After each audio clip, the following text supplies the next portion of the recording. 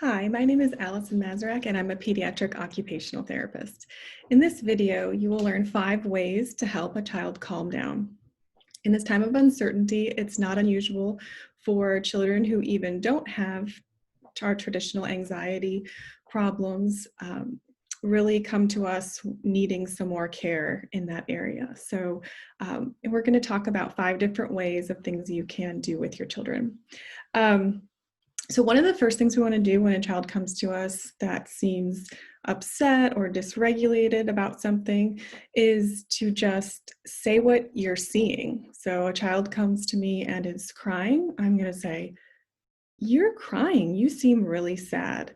Sometimes that's enough for them to just start talking. Sometimes they need to keep crying. So what we're going to do here is just narrate. We're just going to say what we see.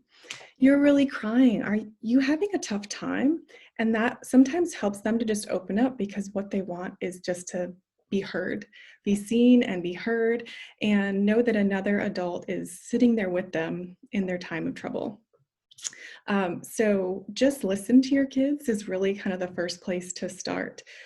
A no judgment zone. Sometimes the problems that we think seem really insignificant, they're crying over a, a toy that maybe was their sibling got, it's really not at the root of the problem. And so sometimes just sitting there and saying what you see, and they begin to talk it out a little bit. So sometimes that's enough for some kids.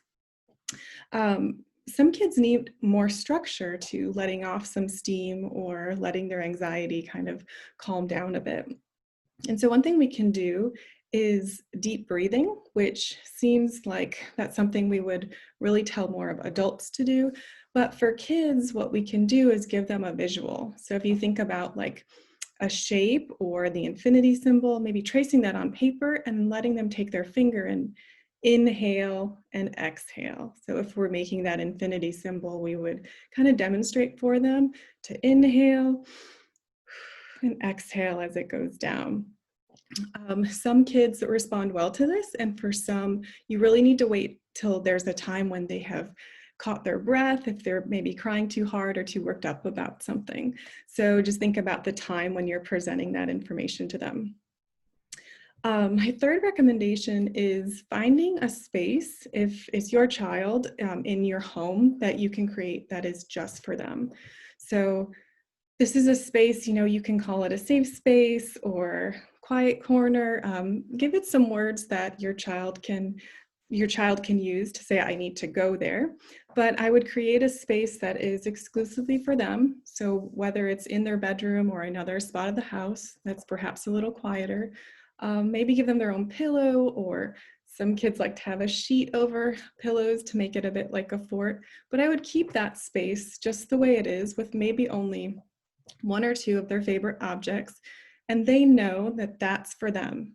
So siblings should stay away from that space. Each sibling can have their own little space, and that's a space that we should use only for that child.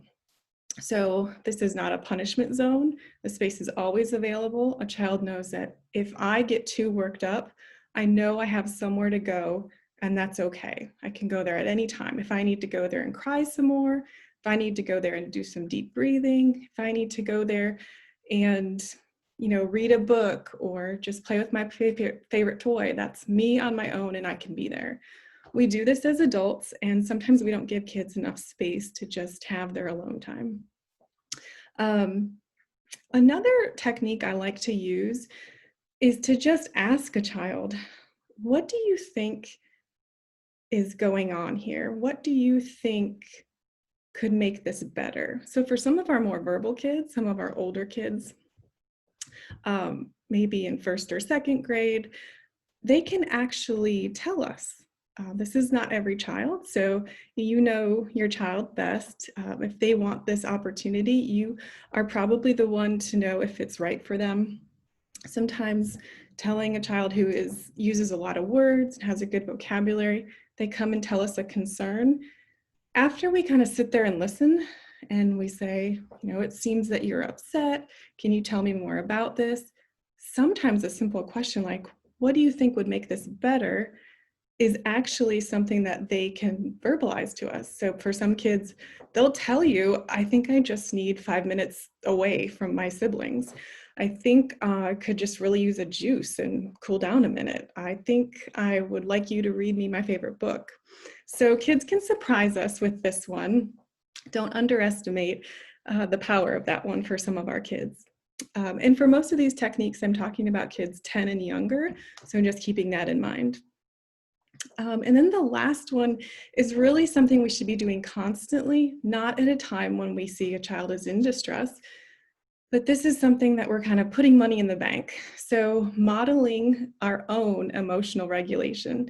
What I mean by that is finding times throughout the day that our child can see us and saying, I'm having a difficult time, I'm going to work through this. So for example, I'm in the kitchen, maybe my daughter is sitting at the table, I open the fridge, I really want to have a Coke. There's no Cokes in here. I'm really upset. I think that I'm gonna scream. No, I think, let me close the door and try again. I'm gonna open it up and see what I can see. Well, there's orange juice. I don't really want orange juice, but I think a cold water would make me feel all right. I'll settle for a cold water. So some of this out loud self-talk can really help our kids see us and doing that emotional regulation piece that we actually, as adults, do quietly on the inside, and we've been doing for years, right? So I might open the fridge without doing this and just say, I'll just get a water. We need to say that kind of thing out loud. Our kids aren't seeing that from us as much, and we're doing internal processing as adults, and they're still learning this skill, okay? So doing that day to day, and you don't have to jump to the immediate perfect solution. Oh, there's no Coke, I'll just have a water. That's really not what we feel inside sometimes. So expressing it kind of normalizes it for our kids. And when they see adults doing this, eventually over time, they're going to start to adopt some of these practices. So that's what I mean by modeling emotional regulation. Try some of these things. I hope you have great success, and I hope your child is able to calm more. Thanks for listening.